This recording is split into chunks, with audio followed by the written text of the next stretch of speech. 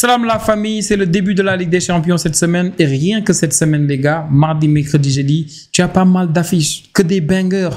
Tu as Bayern Munich contre Chelsea, Nicolas Jackson qui va retrouver ses gars, tu as Barça qui va voyager à Newcastle, tu as Liverpool Atlético de Madrid, tu as aussi je pense Juventus Dortmund. Bref, ça difficile de tout suivre mais on va s'amuser à faire quelque chose de très drôle. On va pronostiquer toute la saison de la Ligue des Champions, du début jusqu'à la fin. Donc, ma logique, ce que j'ai fait, c'est que je suis allé sur un site internet qui permet de pronostiquer du début jusqu'à la fin et j'ai pronostiqué tous les matchs. J'ai pris mon temps, les 8 journées pour toutes les équipes, j'ai pronostiqué. Après, ils m'ont donné un classement des 36 équipes et je vais essayer de respecter ce classement-là ici. On va avoir de la première jusqu'à la 36e équipe. Donc, vous allez voir là, j'ai divisé le tableau en 5 parties. Là, en toute dernière partie, ici, vous allez les éliminer. Donc, de la 26e, la 25e à la 36e équipe, c'est éliminé d'office. Playoff extérieur de la 17e à la 24e, parce que oui, hein, quand on est entre la 17e et la 24e place, ça veut dire que quand on joue les playoffs, on va jouer le match retour à l'extérieur. Donc, quand on est à la 9e jusqu'à la 16e place, le match retour se joue à domicile. Donc, les autres qualifiés, c'est de la 3e jusqu'à la 8e place. Et la première et deuxième place en haut. Donc, j'ai divisé le tableau comme ça parce qu'il y a un certain avantage à être premier et deuxième. La règle a changé cette saison. Quand on est premier et deuxième, c'est que jusqu'à la demi-finale, si on passe naturellement quand on est premier et deuxième, huitième, quart de finale, demi-finale, tout ça, on va accueillir le match retour à domicile. La saison dernière, c'était pas ça. Vous avez vu le Barça, le match retour en demi-finale, ils l'ont joué à l'Inter. Et cette saison, ça a été changé. Et ça, c'est un certain avantage. Maintenant, on va classer. Et on va commencer. Donc, vous allez vous dire, oui, c'est qu'il prend les équipes que personne ne connaît, les équipes qui ne jouent pas trop les compétitions européennes. C'est pas ça. Il y a une certaine logique derrière. Mais on va commencer par des Belges. Union Saint-Gilloise, on va commencer avec eux parce que vraiment, c'est leur première participation déjà. Et en plus, je pense la saison dernière, ils ont fait quoi? Barrage Europa League, quelque chose comme ça. Je pense qu'ils ont été éliminés par l'Ajax. Et l'Ajax, déjà, vous allez voir le classement, je ne les porte pas en haute estime. Donc, voilà, Union Saint-Gilloise, je pense que ça, c'est vraiment leur place. Après eux, on va passer à Karabakh. Karabakh, eux aussi, presque la même chose, mais rien que pour vous dire pourquoi je les mets ici. Karabakh, 36e la saison dernière en Europa League. Karabakh, c'était les derniers la saison dernière en Europa League. Maintenant, la magie des barrages, tu reviens en Ligue des Champions tranquille. Mais pour moi, ce n'est pas suffisant et je pense qu'ils vont galérer. Après Karabakh, on va passer à Slavia Prague. Slavia Prague, tout le monde connaît, on sait qu'ils ont l'expérience des compétitions européennes, tout le tralala. Mais la saison dernière, Slavia Prague en Europa League, c'était les 30e. Pour vous dire, on ne va pas trop nous fatiguer avec eux. Les suivants, on va prendre Pafos. Pafos, ils sont où à gauche? Ah, là, Pafos, ils sont là. Et je les aime bien pourtant. Je les aime bien, mais c'est leur première participation en Ligue des Champions. Je les aime bien parce qu'il y a Mustafa Nam qui est là-bas. Il y a David Luiz. Quand j'ai fait le tour des joueurs, j'ai vu aussi Orsic. Vraiment, j'ai vu des visages qui me plaisent bien, mais première participation en Ligue des Champions, c'est vraiment pas évident et c'est très compliqué pour eux. Première participation aussi pour Kairat. Qui sont ici, donc eux aussi pour moi ça va être très compliqué pour eux, pas besoin d'en dire plus je veux dire.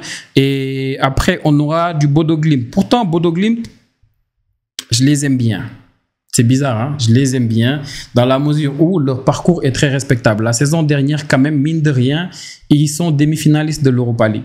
Ils sont demi-finalistes. Et pour les joueurs qu'ils vont affronter, parce que je ne les mets pas ici juste comme ça, c'est selon aussi les tirages qu'ils ont.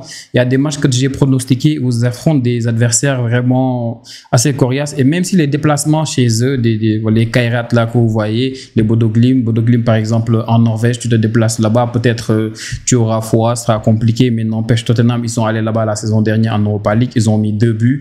Pour vous dire, ce ne sera pas très très très compliqué pour les autres équipes qui vont affronter. Donc Bodo Glimt, je préfère vraiment les mettre ici.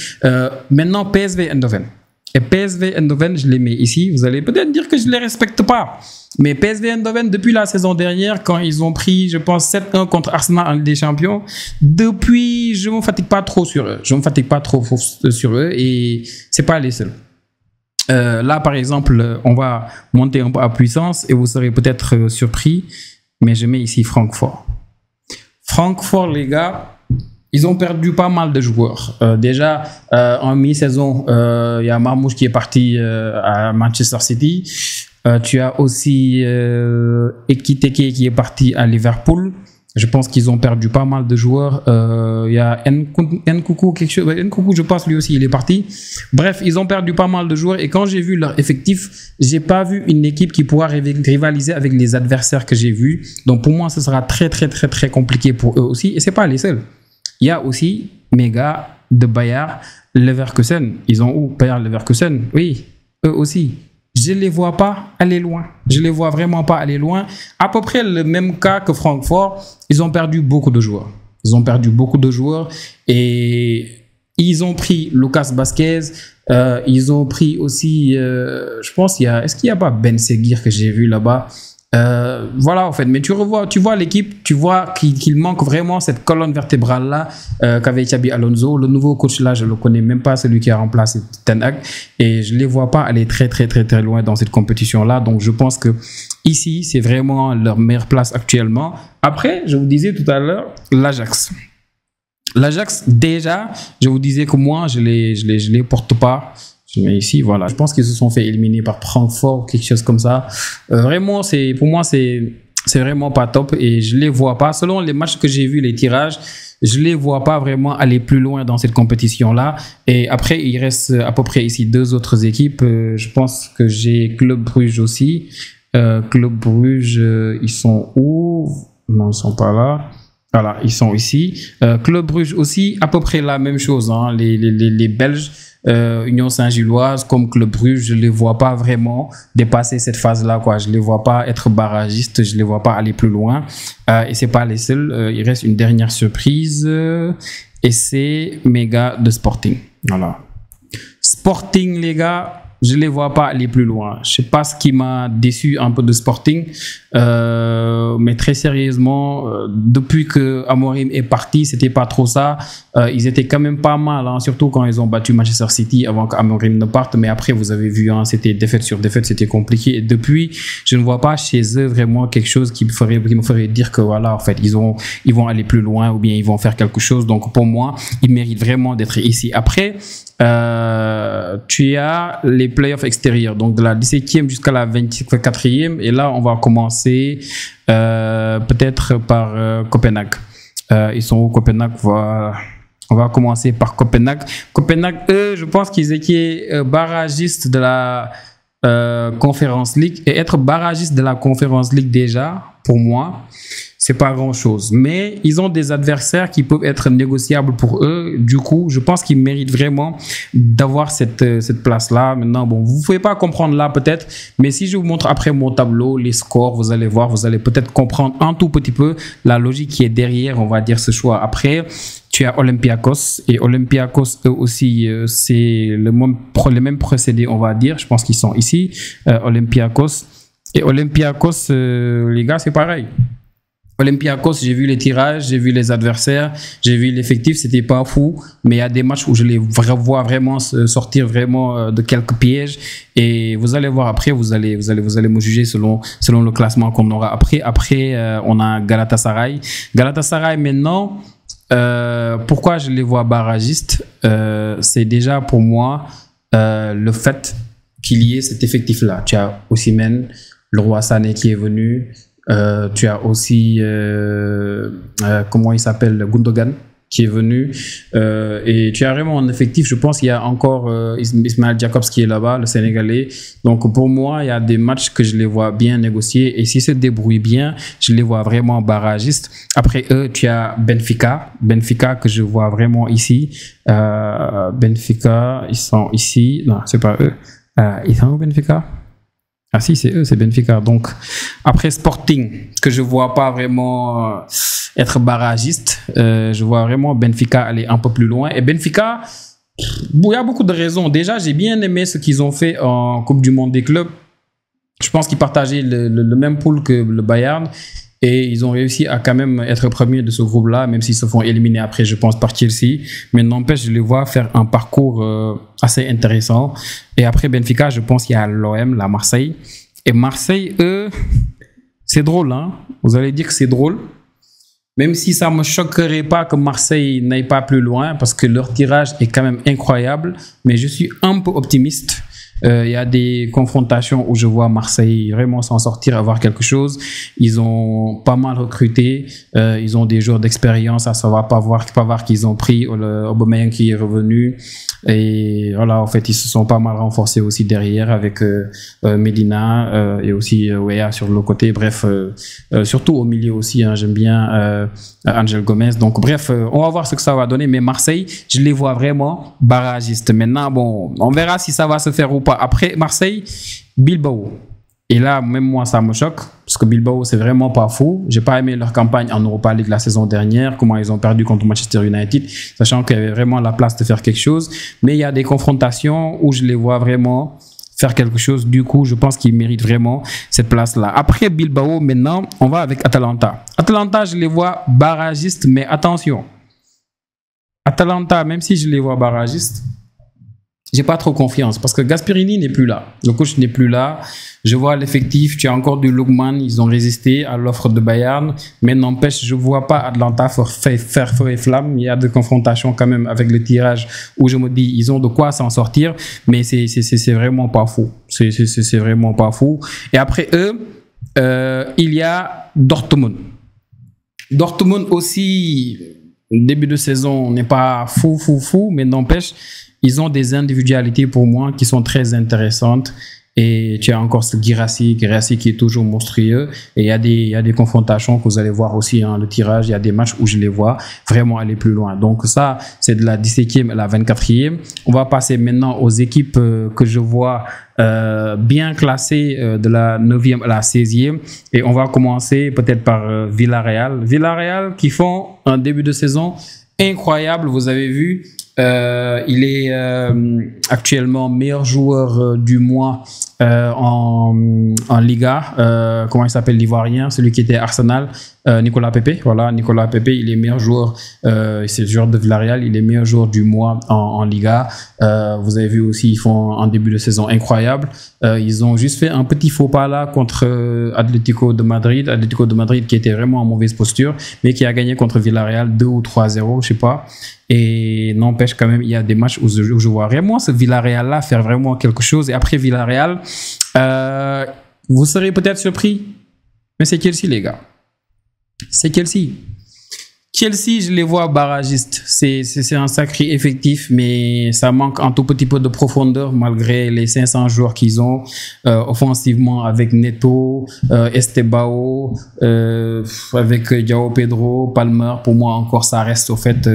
Après Liam Delap qui est un peu blessé, Margueux qui est revenu. Pour moi, c'est pas suffisant.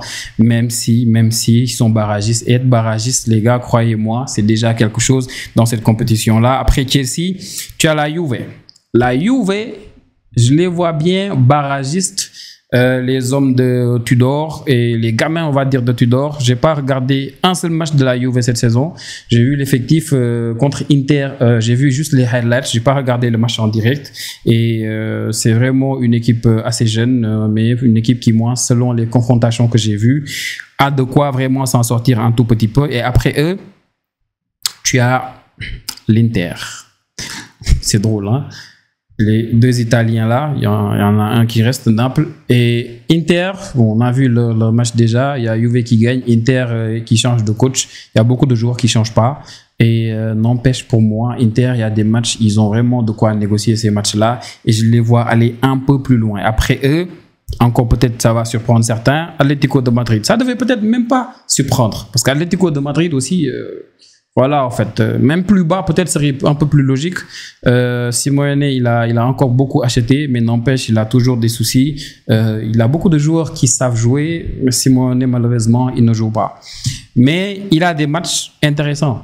Et dans la plupart de ces matchs-là, moi, je vois bien Simeone avoir quelque chose. Du coup, je le mets ici. Et après eux, tu as Monaco. Monaco que je vois vraiment se qualifier en barrage.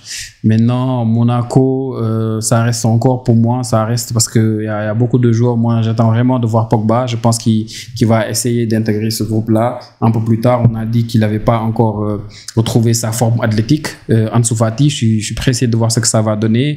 Il y a Lamine Camara. C'est une équipe encore incroyable pour moi, Monaco. Portent leur maillot. Le maillot de la saison dernière était vraiment top. Et j'ai bien aimé leur campagne la saison dernière. Et pour moi, il y a moyen de faire plus, même si, bon, ils se sont fait éliminer après en barrage. Je passe par, je sais plus, Benfica peut-être. Ouais, je pense que c'est Benfica qui les avait éliminés. Et après, j'ai éliminé Benfica, si je ne me trompe pas, c'était ça. Donc, Monaco, je les vois aller un peu plus loin. Après Monaco, surprise peut-être encore, Newcastle. Après Monaco, c'est Newcastle que je vois ici.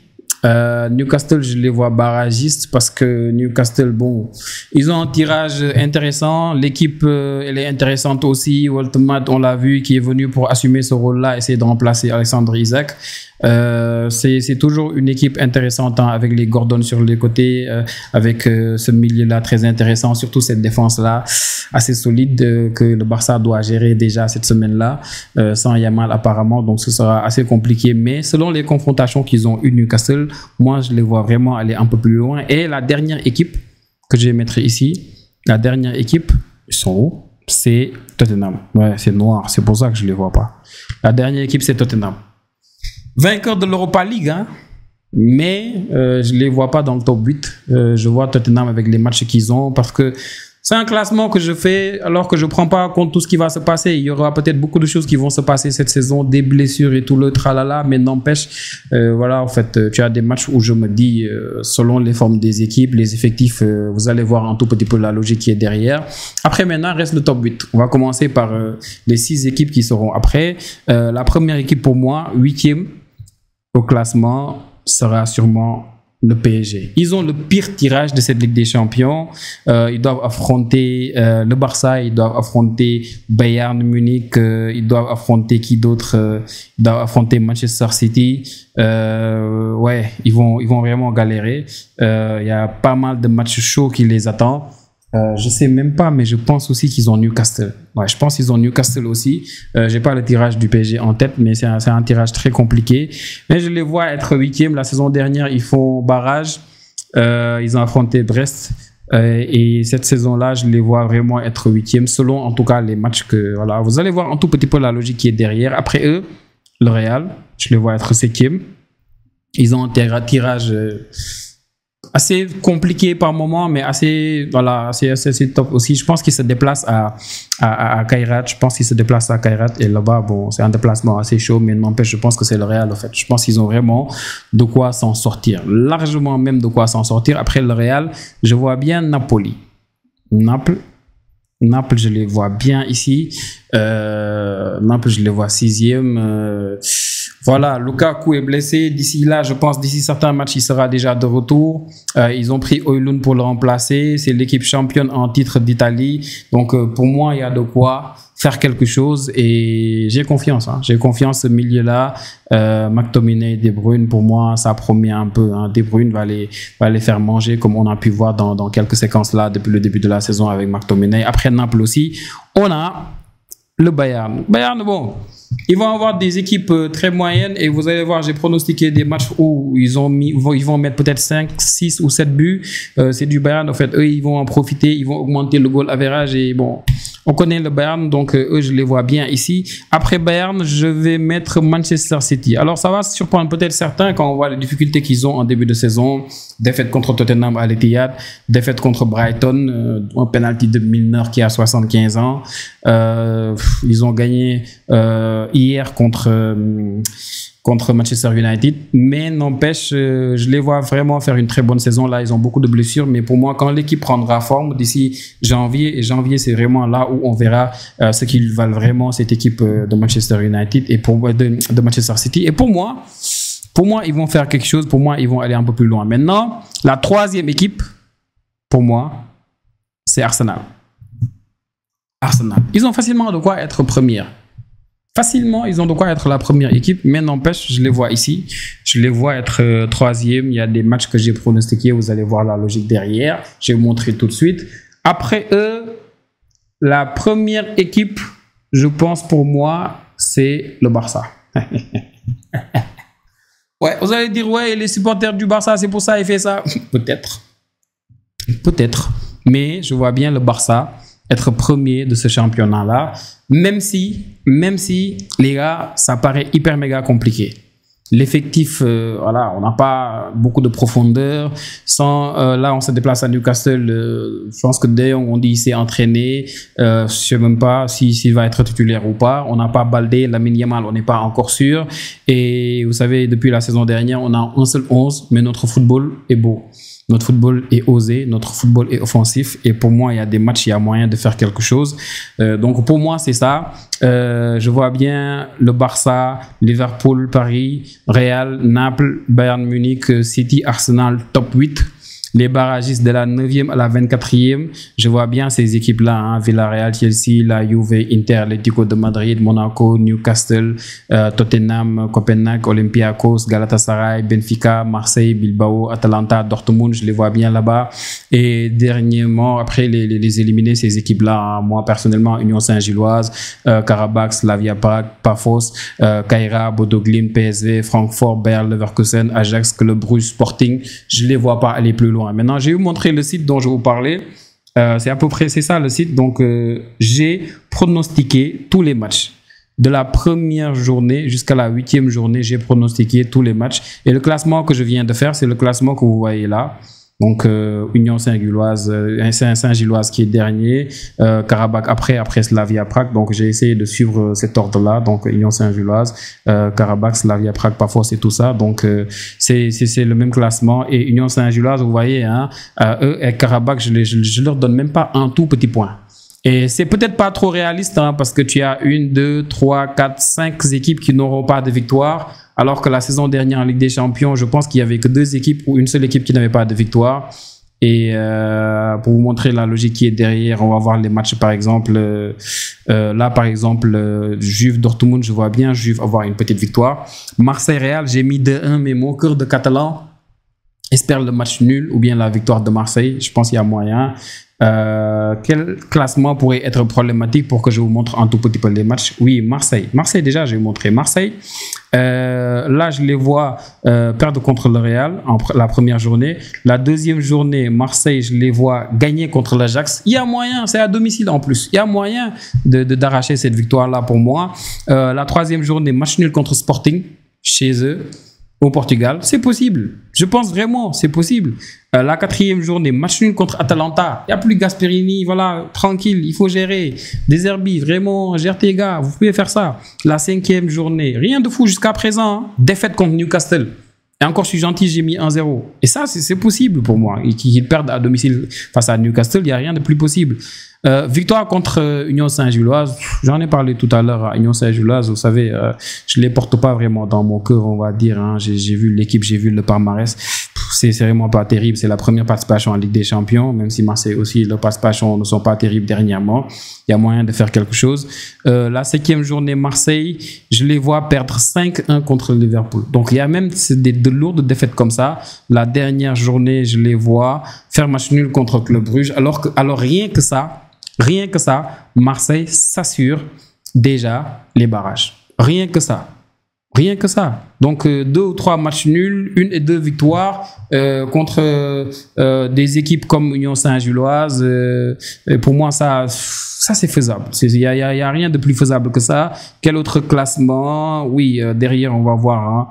Hein. Bayer Leverkusen, Francfort. Des deux, je pense, je vais peut-être prendre... on va dire Francfort. Donc, Francfort, Francfort, c'est quoi déjà? La première journée contre Galatasaray, j'ai mis match nul. Vous voyez ici, match nul Francfort-Galatasaray. Je vois un match nul. Francfort aussi, ici, ils sont où encore? Francfort, oui. Défaite contre l'Atlético de Madrid. Paraît un tout petit peu logique. Défaite contre Liverpool. Voilà. Il n'y a rien de fou pour l'instant, non? Défaite contre Naples. Possible, à l'extérieur en plus, très possible. Encore Francfort, nul contre Atalanta, chez eux. C'est terrible quand même de faire ce match nul-là, mais c'est encore possible. Encore défaite contre le Barça 5-2, logique, chez nous, on met beaucoup de buts, qu'est-ce qu'ils veulent. Encore après, il y a quoi pour Francfort? Ils sont, voilà, victoire contre Karabakh. Par contre, voilà, Karabakh, ils sont avant-dernier dans mon classement. Je pense vraiment qu'ils peuvent le faire. Ils ont quand même cette victoire-là. Et après, défaite contre Tottenham chez eux. Possible, cette équipe de Tottenham là, c'est quand même quelque chose, mais bon, c'est la dernière journée de la Ligue des Champions. J'ai mis des scores, mais tout est possible parce que la dernière journée, il y a des fois des calculs ou bien pas mal d'équipes qui sont déjà qualifiées. Voilà, j'ai mis 6-1 pour le Bayern contre PSV Eindhoven. Et il y a pas mal de chocs dans chaque journée. Pour cette journée-là, déjà, Chelsea-Bayern, j'ai mis une victoire de Bayern 2-1. Donc, j'ai en profité limite pour pronostiquer pour cette journée-là. Real, j'en ai parlé tout de suite. Juve Dortmund 2-1. Tottenham Villarreal 3-2 pour Tottenham. Il y a quoi d'autre? Paris Saint-Germain Atlanta, je vois une victoire du PSG 2-0 contre Atlanta, ça peut être plus lourd. Je vois une victoire du Barça contre Newcastle 3-2. Alors quand je pronostiquais ça, Yamal n'était pas encore blessé. Et vraiment, je garde encore confiance parce que c'est le Barça. On a vu la saison dernière contre Benfica, le rouge qu'on a pris à l'extérieur n'empêche. On fait un match de fou. Pedri qui nous a carré le but incroyable de Rafinha. Pour moi, c'est possible. Hein. City Naples 3-1 pour City. Donc, je vais pas faire pour chaque journée. La vidéo va être hyper longue.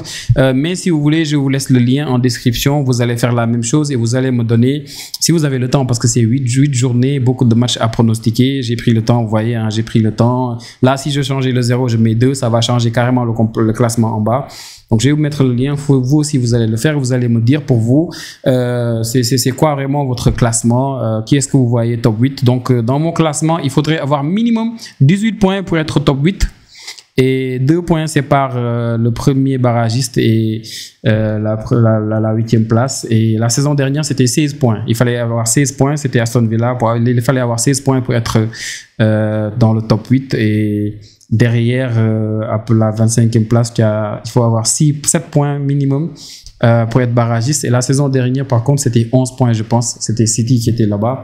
Bref, c'est un peu ça et le classement, c'est ça. Je vais vous mettre le lien pour que vous essayiez de faire la même chose. Hein. Et on a 3 jours. J'ai posté la vidéo lundi et lundi, mardi, mercredi, jeudi, on aura 3 journées de Ligue des Champions. On va nous amuser un peu à essayer de donner nos classements, les amis. Donc, c'était tout pour cette vidéo, les gars. On se revoit pour une prochaine vidéo. Donc, pour les débriefs aussi, n'oubliez pas de vous abonner. N'oubliez pas d'aimer la vidéo, de laisser un petit commentaire pour le référencement. Donnez-moi votre top 8 aussi. Donnez-moi vos équipes éliminées et on va bien s'amuser. Prenez tous bien soin de vous. Ciao, ciao.